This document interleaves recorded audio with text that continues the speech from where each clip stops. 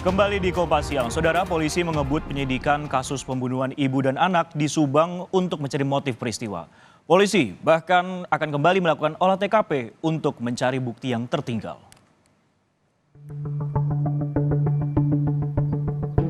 Walau telah menahan 2 dari 5 tersangka yakni Yosep Hidayah dan Muhammad Ramdhanu alias Danu, polisi hingga kini masih belum secara tegas mengungkap motif pembunuhan.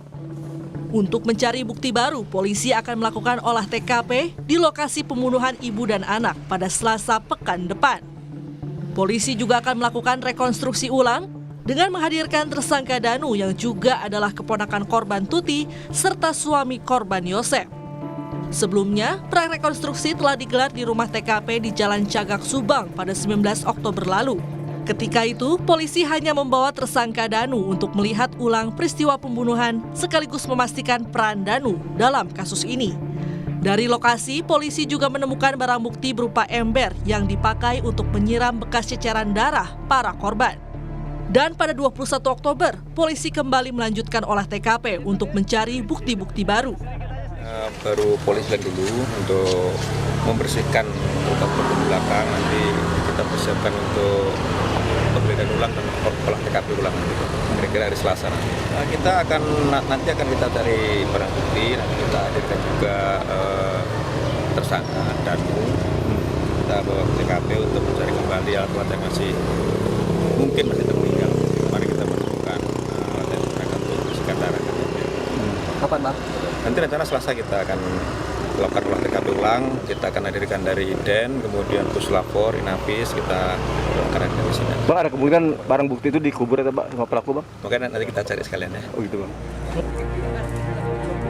2 tahun sejak pembunuhan ini terjadi pada 2021 lalu, polisi belum juga bisa menentukan motif pembunuhan. Tim kuasa hukum Danu menduga persoalan harta dan masalah yayasan jadi motif pembunuhan Tuti dan Amel. Dari kesaksian Danu terungkap, Yosep sempat mengeluh pada Danu karena tidak lagi mengelola yayasan dan tidak diberi uang oleh Tuti dan Amel yang ketika itu menjadi pengelola yayasan. Awalnya Danu diajak begitu ya, dikasih instruksi. Itu kan pada tanggal 17 malam begitu. Danu diminta oleh tersangka Z ini untuk membantu memberikan pelajaran. Pelajaran saja, bukan hal lebih untuk membunuh dan seterusnya, tapi memberikan pelajaran karena sebelumnya ini pada tanggal yang sama itu, pada hari yang sama itu, tersangka Y ini di tempat pecel lele itu curhat kepada Danu begitu loh, bahwa wah sekarang sudah tidak megang yayasan, uang dijatah dan seterusnya. Jadi memang motifnya kalau kami menduga adalah motif masalah yayasan atau masalah harta dan seterusnya begitu. Memperkuat alat bukti dan menguak motif kini jadi pekerjaan rumah polisi untuk menuntaskan kasus ini.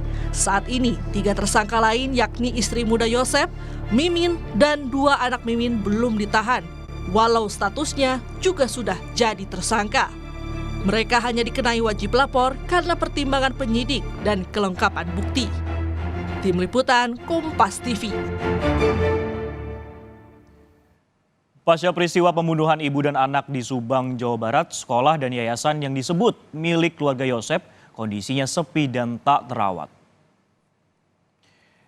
SMK Nasional Serang Panjang dan Yayasan Bina Prestasi Nasional yang ada di Desa Cijengkol, Serang Panjang, Subang, milik keluarga Yosep, kini tampak tak ada lagi aktivitas belajar mengajar.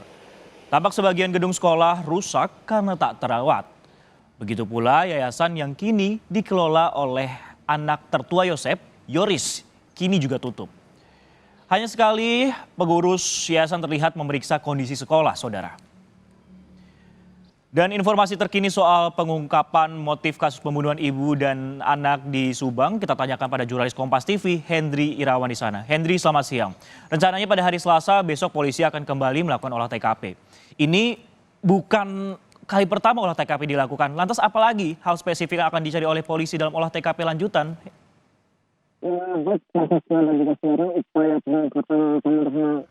Ibu dan anak di Subang, Jawa Barat.